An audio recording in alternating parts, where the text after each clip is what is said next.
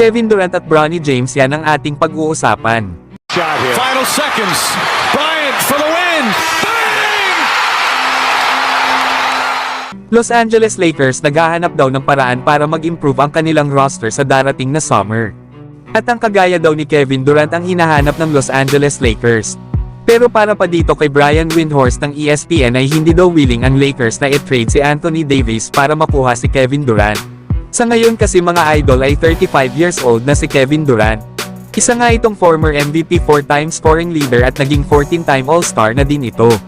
Higit sa lahat ay nanalo na ito ng 2 championship noong naglalaro pa ito sa kupunan ng Golden State Warriors. Na ngayong season nga sa pananatili niya sa Phoenix Suns ay nag-average naman ito ng 27.6 rebounds at 5 assists per game. At may shooting naman ito na 52%. Pero kahit nakasama pa ni Kevin Durant ang 2 star player na sila Devin Booker at Bradley Beal, ay hindi pa rin nila nagawang manalo sa kupunan ng Minnesota Timberwolves sa first round series nila sa playoffs.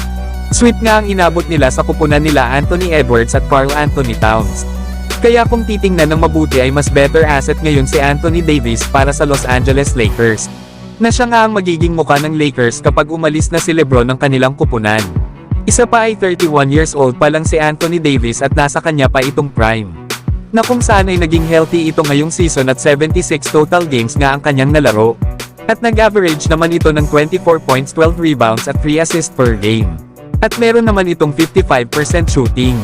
Ang maganda pa kay Anthony Davis bukod sa pagiging dominate nito sa paint, ay kabilang din palagi si Anthony Davis kada taon sa top 5 Defensive Player of the Year. Isa pa ay meron na ring napatunayan si Anthony Davis na kaya niya ring manalo ng championship. At ito nga ay noong 2020 sa NBA bubble. Kaya ang kailangan lang ng Lakers ay kumuha pa ng isang star player na makakasama nila LeBron at Davis. Idagdag na rin nila ang mga role players na babagay sa laro ng kanilang mga superstars.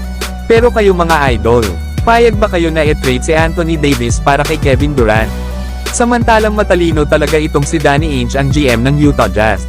Binabalak kasi ng kanilang kupunan na i-draft ang anak ni LeBron na si Bronny James bilang 32 pick sa second round.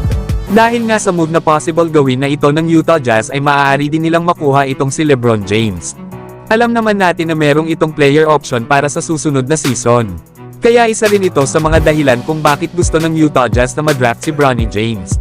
Pero meron din namang potential mga idol ang anak ni LeBron lalo at kinukumpara ito sa katulad nila Derek White at Drew Holiday na mga mahuhusay na 3-and-D player. Kaya kapag maganda ang ipinakita ni Bronny James sa magiging workout nito sa Utah Jazz, ay maganda ang future nito sa kanilang kupunan lalo at nasa rebuilding team pa sa ngayon ng Utah Jazz.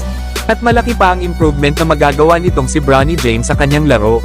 Pero kayo mga idol, maganda ba na mapunta si Bronny James ng Utah Jazz?